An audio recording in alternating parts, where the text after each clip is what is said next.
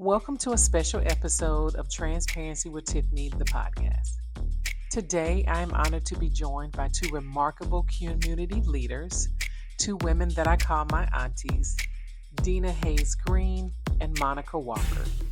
I am so excited for you to hear about it, so let's get started.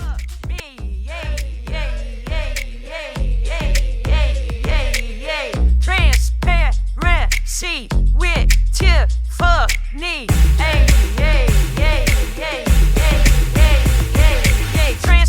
with Tiffany.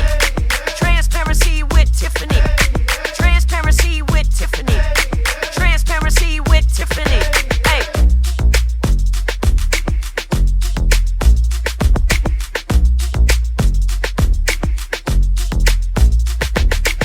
Welcome to Transparency with Tiffany, the podcast.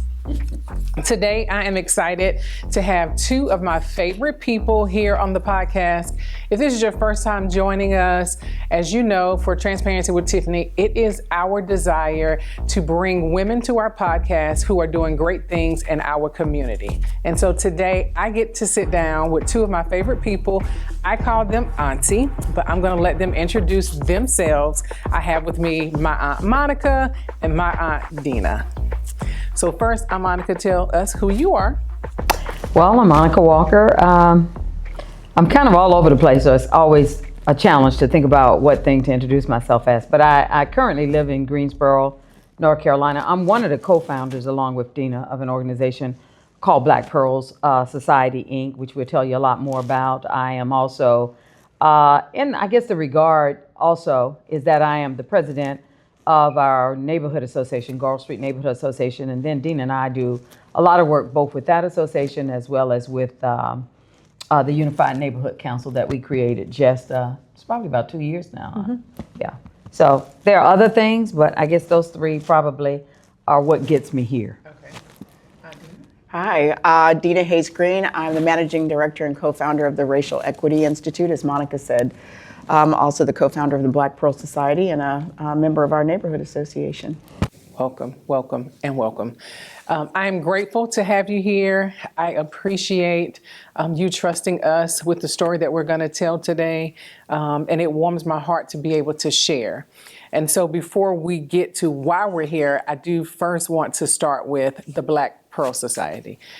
For people that don't know, can you tell us what your organization is, when you were started, and some of the things that you do? Yeah, so I'll start. Monica and I had been talking for many years about an organization, a group of people, a community to belong to that was addressing issues from a structural perspective. Our work in anti-racism and racial equity, we use this allegory and we tell the story about a fish in the lake. And we say, if you live near a lake and you wake up one day and there's a fish floating belly up dead, it makes sense to wonder what happened to that fish and to try to fix that fish or help that fish. But if you wake up one day and half the fish in the lake are floating belly up dead, what's it time to do, right? It's time to ask questions. There's something going on in the water. And we wake up every day in the United States and populations of Black people are having the worst outcome in every system in this nation. Part of our challenge is that we're not educated and trained to question systems or to fix systems or to interrogate systems. We're educated and trained to fix fish. We say we're in the fish fixing business. And it's important to help people. But if we have a lake problem, then helping people isn't going to fix that. We want to go a little deeper and say it's not just one lake. It's all the lakes. It's the education lake, the healthcare lake, the housing lake, the environmental burdens lake, the banking and lending and finance lake. So when it's in all the lakes, we say we don't just have a lake problem, we have a groundwater problem. So we have a groundwater problem that we've been addressing at the fish level. And while we've helped a lot of people, our outcomes are getting worse or staying the same, and that's not okay. So we started the Black Pearl Society because we couldn't find a civic organization or a community-based organization that was working on problems from a deeper lens, from a structural perspective. There are things that have happened in this nation over the last decades and centuries that produce these outcomes over and over, and we want to build a community of people that are working with that lens. You know, and we're a small group, but a growing group. And as Deena said, there's some intentionality that's connected to this. We wanted a group of women who could be very intentional about wherever it is that they're planted, meaning whatever work they're doing, whether they're in real estate, whether they are in education, whether they are in any of the institutions that Deena has named, banking and lending. It is using the lens of where you serve and what you do, but with the analysis that we apply with the racial equity lens, a racial equity analysis, that you begin to understand in a way that no one else can because of your connectedness to that system and with the understanding of the history that that analysis brings, that the way that you should be dealing with and addressing the disparities and the inequities that live in our system very differently than anyone else might. So that's one of the things that we're here to talk about today, Black maternal health. And when we talk about maternal and infant health disparities, what are we typically focusing on at the surface level? And what are we missing from underneath? So I'll start with that one. When I think about Black mothers, expectant mothers, or even when I think about infants after they get here, the typical nature of the way that we see the world and we operate in the world is we see people. And when we're dealing with the problems of people, and it's one of the things that Deena said in the opening, is that we are so trained to fix what's broken or what's wrong with people that that's all that we can see. So surface level is that whatever people are presenting with, but there is often very little, if any, level of curiosity and what I would say intentionality in going beyond what's obvious and what's in front of us to ask that if I'm presenting with a symptom, then what is it that led to that symptom? So when women are presenting with, we talk about the symptoms that Black expectant mothers may bring to the doctor, the clinic, or the hospital that they are at. But very often we are trying to treat that symptom and probably successful in giving a temporary relief to that symptom, but not the long-term relief to a symptom that people are presented with. I don't think, unfortunately, one of the things we talk a lot about in this work, or as we have been addressing this kind of work, is that curiosity is golden. And the level at which we begin to ask why is it that, and if it's showing up, as Deena has said, in the same community over and over and over again with the same collective of people, then you got to ask yourself, it's back to not just analyzing what's wrong with that fish, it's back to analyzing what's in that lake that's presenting or reproducing itself in all of the population of expectant mothers. Many people attribute poor outcomes to individual choices or behaviors. From your perspective, Deena, what lies beneath those outcomes that we should be paying attention to? Yeah, I'm glad you asked that question. I want to sit with the first part of that question because that says something to me. When people attribute these outcomes, and I would say disparities, there are two ways to describe this. So disproportionality speaks to your population's representation in the numbers. So if you're 13% of the population, but 50% of the people represented in prison or not doing well in education or dying before your first birthday, that just says there's something uneven going on. Disparities means there's something inequitable happening. So one, I think we need to get real clear about that. But most of us aren't taught that. So we use language interchangeably and without shared definitions. That's super important. So the surface level is that we think that these are access-related factors. Well, people don't have access to a healthcare facility. People don't have transportation. They may not have insurance. But then you have to ask yourself, well, why is it that this population always doesn't have? Does that have anything to do with our history? So I want to sit with the first part to just hold on to the statistic that we have these bad outcomes and that our babies are less likely to reach their first birthday. So the second part is like, what's underneath that? That there's a history. This is a centuries old problem. But I do want to say that some of the healthy factors have always been practices for Indigenous Black people. Breastfeeding has always been a first food practice for us. We have lactation services are important, but we not only lactated our babies, but we wet nursed. That's right. Right? Absolutely. That means that our babies were taken off of our breast and other babies were latched on because of the health and because of the long life that was happening for enslaved women and babies. So there's a disconnect there to say, if we were wet nursing white babies, that meant that we had a practice that was valuable. And they say, as Monica said, that breast milk is liquid gold. And so that there has been a history of interrupting the practices that were good for us and good for everybody. And now we're trying to reintroduce those as though they were never part of our culture.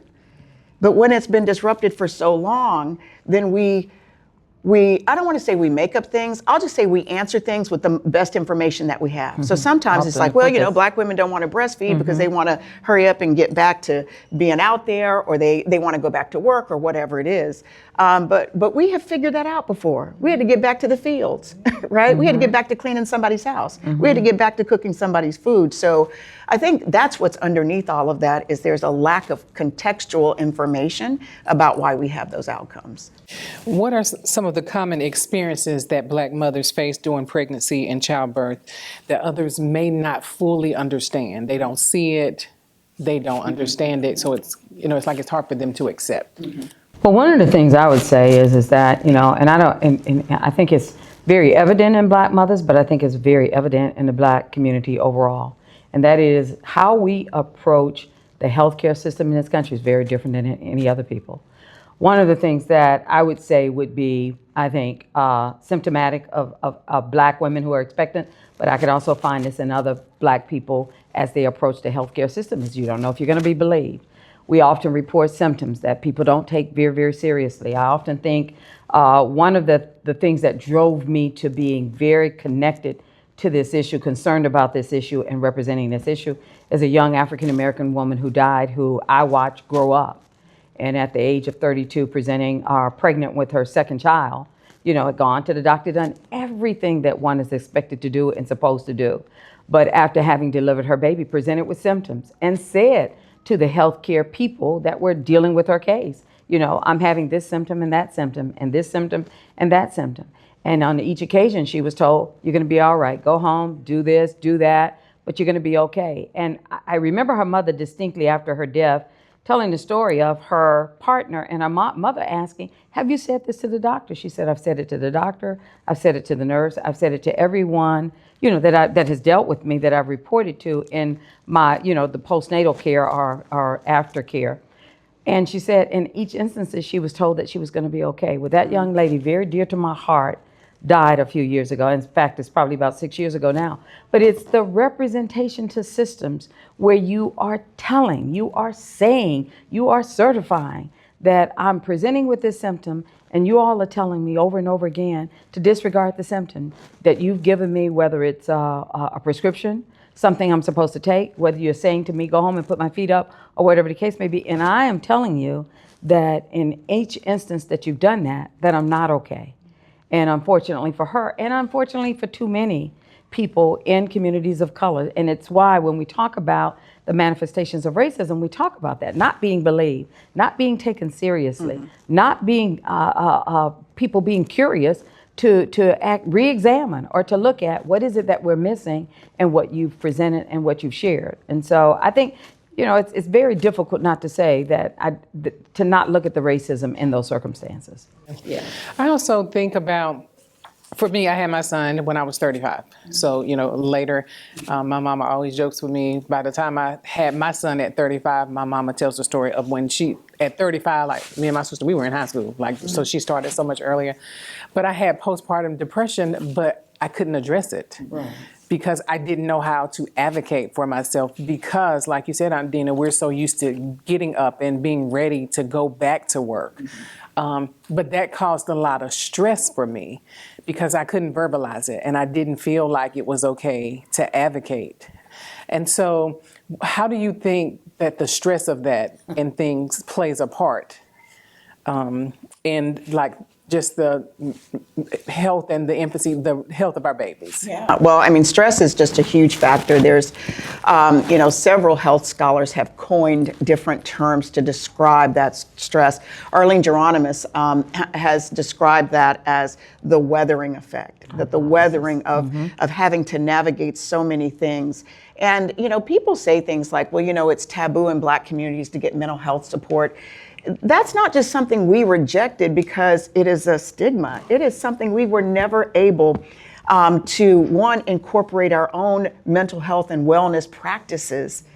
You know, again, we have been in this country for 4 centuries, and all of those cultural practices were cut off. So I just want to be careful, and I want to say every time I can with mind-numbing consistency that we are not irresponsible, we are not people who have just disregarded or who have decided not to take the best care of ourselves for no reason. And so the stress of that, when we haven't had the practice, I know that my aunts and my grandmother and my great aunts were all domestic workers, right? And the men were agricultural workers or laborers. And they were not afforded the opportunity to be sick. They weren't afforded the opportunity to have some time to tend to themselves. It's cruel and inhumane, some of the ways that they had to carry on, and how they had to, in spite of the weight of not being well, had to still get up and do. And so we've had to carry on that tradition without understanding what interrupted some of those things. And so the stress of that is huge. Monica and I have been, there are so many pre-existing conditions that are the result of systemic and structural racism. The fact that the majority of Black people still live in historically divested communities, Yes. and those divested communities are lacking so much infrastructure. And so we experience an inordinate amount of stress. Our little children, Black children born into poor neighborhoods, have higher resting blood pressure. That doesn't go away when you become successful. That means now you have a pre-existing condition because of the geography, because of the zip code, because of the history, not because your parents didn't have you outside. As a matter of fact, if you have some of our kids outside in our neighborhoods, because they're also heat islands, they're neighborhoods where people didn't care about vegetation, they didn't care about trees. There's an overpresence of concrete and asphalt which retain heat that could be harmful to your health being outside in some of our communities. And so those stressors are real. And we have to locate the source of those and not just locate them in our sort of individual decision making and in the and not to pathologize our community. Can I say one quick thing to that? Yeah, everything that Deena has said, she mentioned Arlene Geronimus and the weathering hypothesis, and along with that, there's further research that was done. In fact, they began to talk about the allostatic load that we carry, which is the measured levels of stress. And they did research across multi-generational groups of women from, like the 12 to 20 group, then the 20 to 30 group, and on and on and on. And they found that at every single generational level, Black women had higher allostatic loads particularly than white women, but than any other women. Also Latino women. And it's like Deena said, there's a historic circumstance of the arrangement of our communities, back to the disinvestment and all of the ways that geographically our communities, the divestment in those communities, whether or not we've got ample and sufficient healthcare facilities existing in our communities, the transportation to, when you begin to think about, certain conditions of certain communities, the ability to have reliable transportation to make it to a doctor's visits, the quality of the grocery stores in our communities, or guess what? The lack thereof. Because we talk about more than often, you bring up a food desert, and where does everyone know that the food desert exists? In historically African-American communities. So it's all of those factors coming together as unfortunately, a perfect problematic storm in the life and the experiences of the Black community, period, but particularly as we're talking about the health and the outcomes of Black mothers and children, substantial. And Deena, you pointed out to us, I loved how you said, we are not on purpose not taking care of ourselves. Right. Mm-hmm. And so we have the saying, if we know better, we do better. Mm-hmm. And so we're there, we know better and we want to do better, but there's also a part that our health systems should play. Mm-hmm. So let's talk about that. How do they contribute to the disparities that we see in the maternal and infant outcomes? Yeah, I think Monica, the story about her friend, and there's a documentary about that called Aftershock, covered some of that. And we see this every month we see this, if not every day in certain places. We've heard the Serena Williams story where she's in there saying, I need a CT scan with contrast and an IV heparin because, she knows that she has a condition that causes her blood to clot, and she knows that these symptoms are a sign of something serious getting ready to happen to her. And her healthcare providers are saying, you're probably just a little disoriented from the medication you've been on. And here's this wealthy, well-resourced, otherwise healthy woman saying what she needs and being dismissed. Absolutely. If you saw on social media the stories about the woman who went to the hospital, her contractions are a minute apart, Yes. and they tell her to go home and come back when they're closer. And then 8 minutes into her ride home, she goes into labor on the side of the road with her husband. She could have died, and her baby could have died. I mean, it's like we have got to pause. The black woman that was in the emergency room in active labor, and some healthcare or hospital administrator is saying, what's your address? Do you have your insurance card? What's going on? And our systems, I think that we don't believe that our systems are filled with racist people or people that consciously and intentionally decide, I'm not gonna pay attention, I'm not gonna treat this person well. We said we're not educated and trained to question our systems, that even when we're in them, we're not saying, are we doing this here? Is this happening here? Because most people are like, we would never do that. We don't treat people differently. I don't believe in, in that. I treat everybody the same. It's just like, well, the outcomes are saying we don't.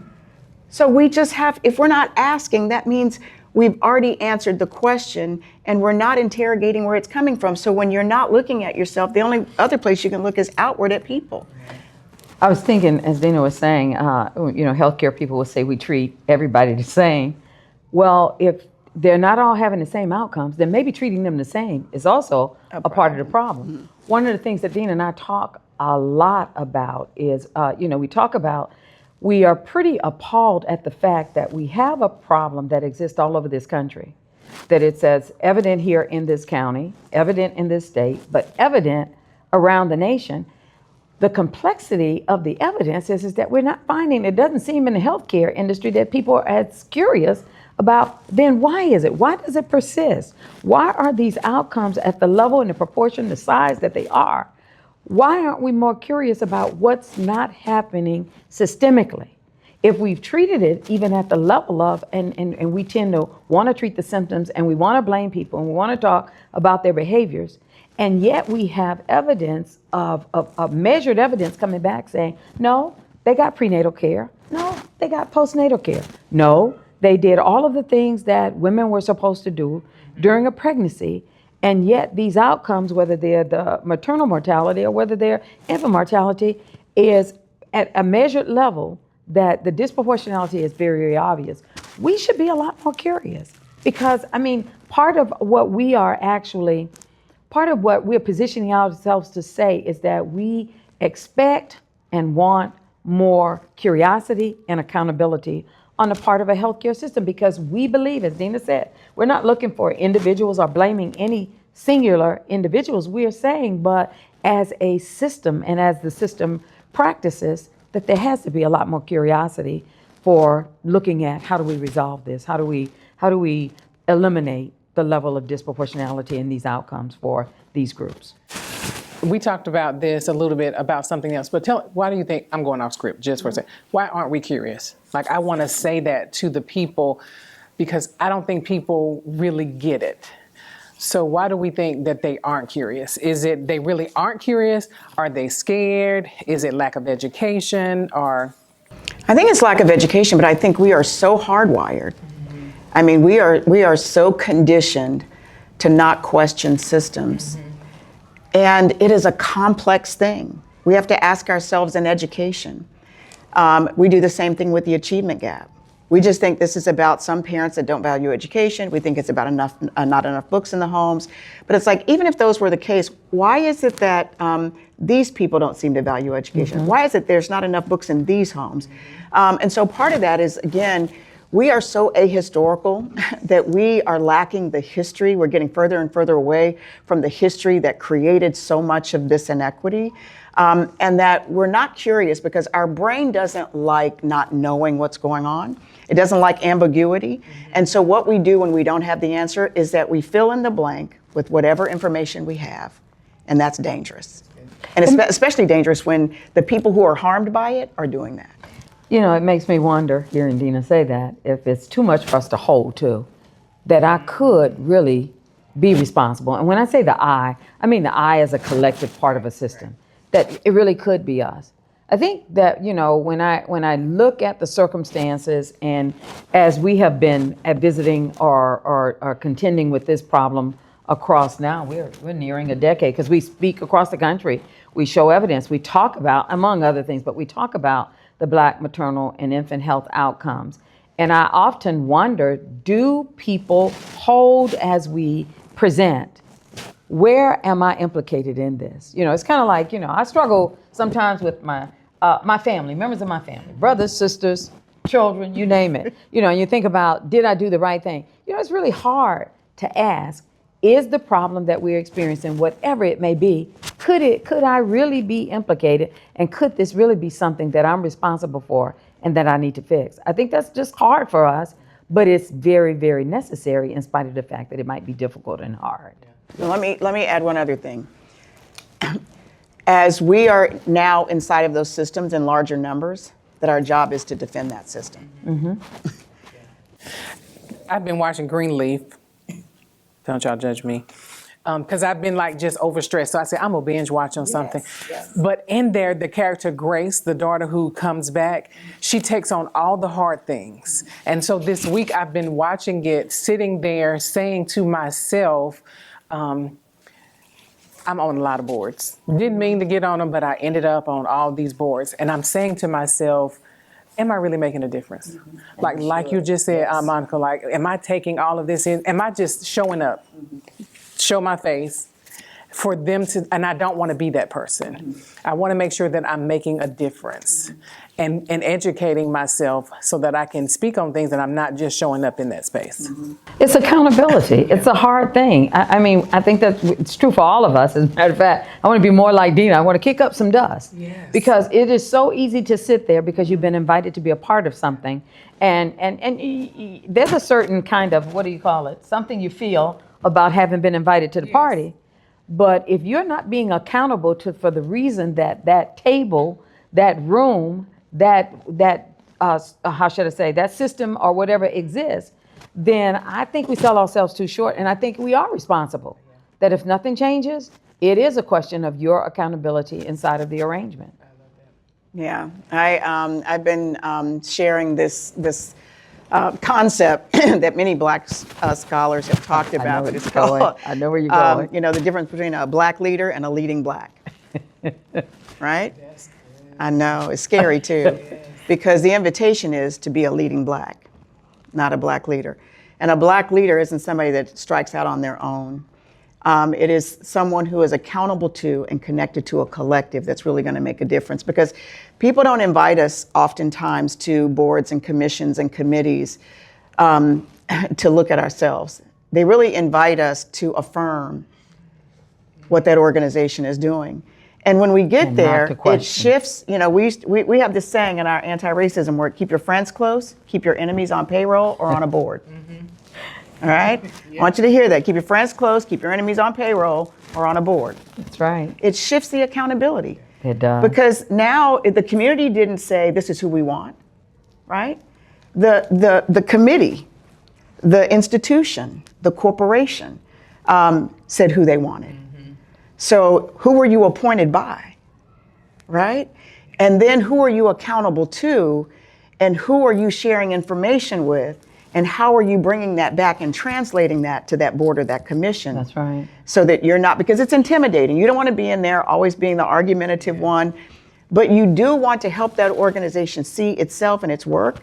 You know, again, one of the groups that I have reached out to say, I'm concerned that we're measuring success by the number of people we help and not how big the problem is. Because every time the board has an annual event or a luncheon, we always highlight who we've helped. We don't talk about the problems as big or bigger than when we started. And we get into that pattern. And we have to disrupt that to say, I'm glad we helped all these people. We're not saying for a second, don't help people. We're not saying don't give out pencils, pens, backpacks, tablets, well baby kits, lactation pads, whatever it is, do it. But charity is an unacceptable response to racism and to poverty. And so while we're doing that, we have to do that with an understanding that there's something else causing that, and we have to also be addressing that or connected to people who are doing that. You know, it makes me think, yesterday you were dealing with a person, I was with you as you dealt with the person, and they said that it was a question of employment, not board, but it's still, I think what she raised is so significant, is that they were fine with me until I started asking questions. I started asking questions and suddenly I was no longer welcome. And you brought it up, but I think it is relevant, it is timely, and I think it's critical that we ask ourselves, whatever boards we're serving on and the places where we represent, we're either validating, because if there are these disparities, inequities that are showing up and they're growing, then we validate it. Because, you know, our very presence there. If we're not asking questions and we're not pushing, I think we really got to rethink how we have wound up in the places that we are. And really, when you begin to think of the relevance of your service there, how is it advancing the reason you got? Well, it's either advancing one way, one reason that you got invited, or if your heart is in the right place and you're about making a difference and changing and impacting outcomes, are you doing that? Do I see that shift or that change taking place? This conversation is so good. I am loving it, really enjoying it. Let's switch up one more time. Let's talk about how does structural racism operate in maternity and infant health, even when no one is explicitly intending harm. Oh, it's in so many ways. When we think about, again, we have a history that has dictated where people live and what we're going to do in communities where people live, if we're going to create parks and sidewalks and walkability, if we are going to build schools, what kind of environmental burdens are we going to allow to be in this neighborhood?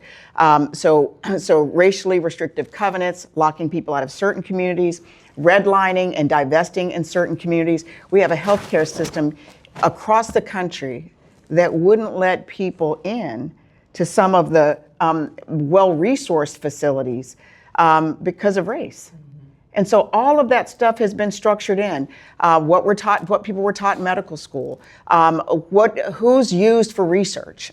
You know, it's just in every way that our systems are set up and arranged, from curriculum to process to standards, to knowledge, to access, it is the way it has been structured in. And then giving people access to a system that was built to the exclusion of who they were, doesn't mean you fix that system to meet them. It means you've just let them into a system that was set up with no regard to who they were or what their histories and stories and experiences are.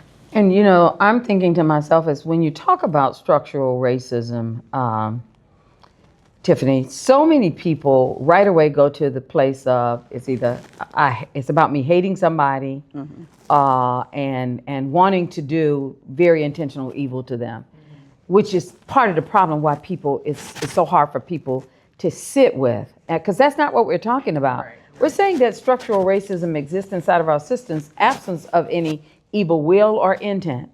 It is the structure and the arrangement. As Deena has said, we've both been doing this work, me a little longer than her. I was going to tease, but I'm not going to tease. No, but we're both close to 30 years in. And as we've moved around this country talking about this, it's one of the reasons I love the work and the way that we do it.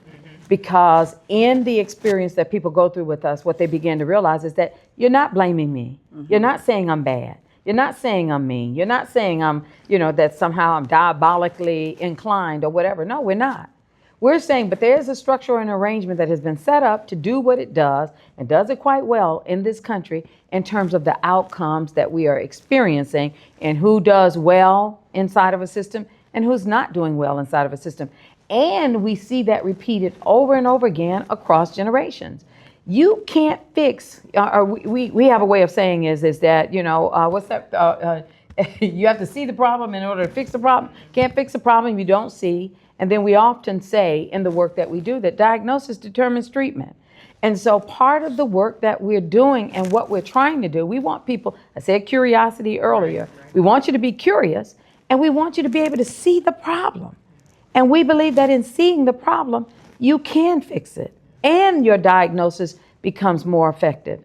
And so I think when we get people to that place, change can happen and often does.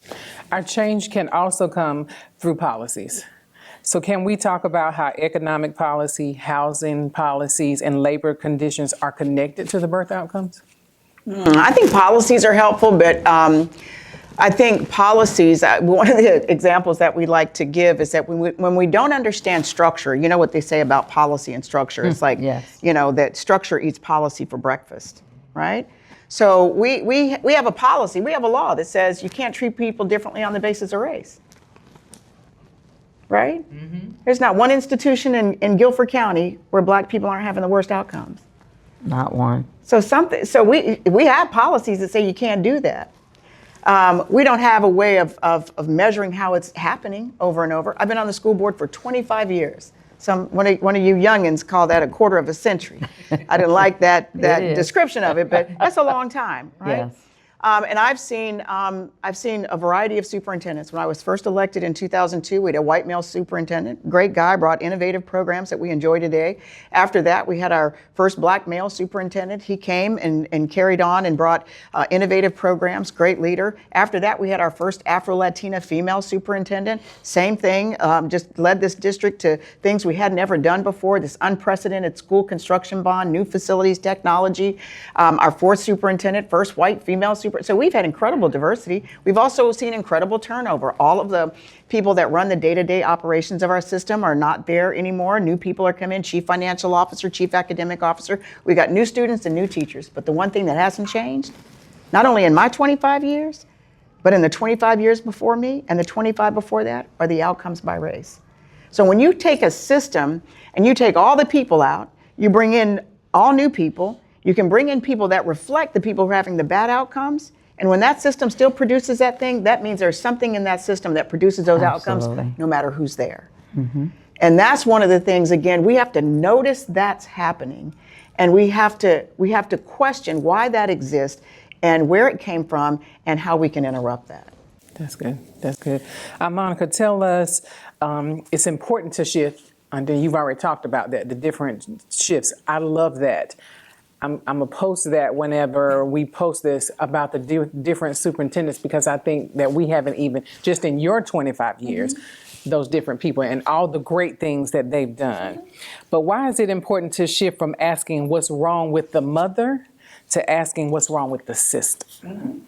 Because Deena started out this conversation with saying that we are educated and trained to look at people and their problems. We are, in fact, not only less educated, scarcely, if at all, educated to examine systems. I think there is, for us too, we work inside of systems. We almost become hostage to those systems because it's your question you brought up about saying, I'm on a board and I don't know what difference I'm making on that board. That's the depth of curiosity that we've got to have about systems and services.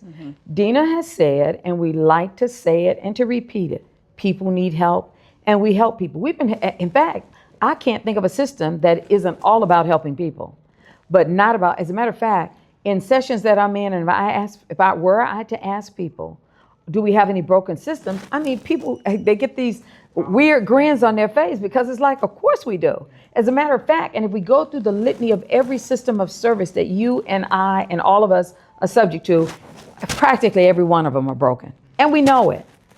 We know that our systems are broken, but we continue to do work as if there's nothing wrong in the system. It's just something wrong with people. And that's what we're asking people to do. We're not asking people to stop serving people. We're asking people to go deeper in the examination of, as Deena has said so eloquently, why is it that in millions of dollars, change of personalities and adjustments or whatever, that we're still getting the same outcomes. And I think we can do that. And I'm grateful to at least the systems that are beginning to do that. It's not like we're not saying there are some systems out there I hope are beginning to question themselves and to look at, but we've got to do so much more of it. And I think we find ourselves in this moment at a time when this issue of Black maternal and infant health is perhaps a very good place to be able to lift that up and to do that. That's good. That's good. Let's wrap up with telling great conversation. So first, let me say that. But let's talk about our second reason for being here, and that is Black Pearl in Action, the Black Pearl Society in Action.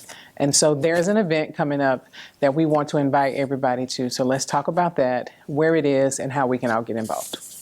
Yeah, I'll say a little bit about just sort of the, what we call this, the theme of this is that they didn't have to die. That so many of the deaths are preventable. I mean, somewhere near 80% of the deaths are preventable. And that means a lot of things preventable. And what we want this, this action is one of many actions that we'll be taking to bring attention to they didn't have to die. You know, there are things that are unavoidable that, you know, we have no control over. But what we are speaking to at the Black Pearl Society are the things that we do, and it's unacceptable. Right. And so this is our second event around that theme. Our first one was done here in High Point. So Monica can say more about the one that we have coming up next month. Yeah, and I'm gonna term it this way. It's really an accountability rally. Okay. It is having a collective of people, given everything that Deena said, that we have people that have lost their lives, babies and mothers, when it, according to, and this is not something she and I are saying or are trumping, it is actual evidence and research. And first of all, we need people to understand that. It's accountability. The reason we're inviting people to come out is what happens when a community recognizing that there is a loss of life that has been occurring, but that could have been prevented. And I think it's incumbent upon you and me and all of us to call for accountability. How often do we do that? I don't think we do it a lot. I think that perhaps what we're giving birth to is an opportunity for the people to say that we care, and we hope those of you who deliver services to those who are vulnerable in the state of, you know, the maternal and infant care, that we want you to be as concerned about this as we are. And what we're calling for is accountability. So it's not a protest or any of that. It is simply saying that maybe when you understand that we are calling for and asking for a level of accountability on the part of our healthcare systems here and everywhere. As a matter of fact, even as we do this here in Guilford County, the fact of the matter is I hope that what we do is the same as, you know, other rallies that people hold. We're asking for you to know that we are paying attention and that now we have clarified to our community that, it's a little kid that was at one of the rallies that we held, and she will forever be a soundbite in my brain when she says, and she screams out, they didn't have to die. And that's what we're saying. They didn't have to die. They don't have to die. We're calling for accountability. And how will you as a system respond to that? I think I wanted to just say one more thing is that certainly is the canary in the mind. It's letting us know that there's something wrong in our system. But I'm also thinking of a Black woman here in Guilford County who is still dealing with the trauma that she and her baby survived, but it was the trauma of fighting for themselves in that system too. So even the ones that made it, but they had to go through so much stress and trauma fighting for themselves. You shouldn't have to go to the hospital and fight the hospital for your well-being. You know, when people say, I'm gonna teach you how to advocate for yourself, I shouldn't have to go fight my doctor. I shouldn't have to hear someone refer to my husband as a baby daddy, or, you know, or the child's father, or my partner, or your boyfriend, if that's not the case. And so you shouldn't call DSS, which that's happened here in Guilford County, happens across the nation, because I'm belligerent about the way I've been treated. And you want to call them and have me investigated for neglect and abuse? So not just for those that we have lost, but those that face that trauma in the system too. I just wanted to, I was just thinking about her, and she represents so many women that made it out. So our rally is scheduled for a Saturday, April 18th. People can contact us and connect with us with regard to the logistical specifics, and we will provide those. But we plan to pray. We plan to talk about and lift this issue to the level of visibility, because we think that people care, and when given good, useful, instructive information, that we're calling on accountability, both on the part of the community as well as our healthcare system. So we're hoping that people will join us and support this. Yeah, and show up and bring your family. That's right. Your children. It'll be we're going to call it our accountability rally. It's going to be held On Saturday, April 18th from 12 to 2 o'clock. Okay. And we'll post the flyer so that you can have all of the information. I also want to ask that if you don't, make sure you go and follow the Black Pearl Society on all social media so that you can be kept informed there as well.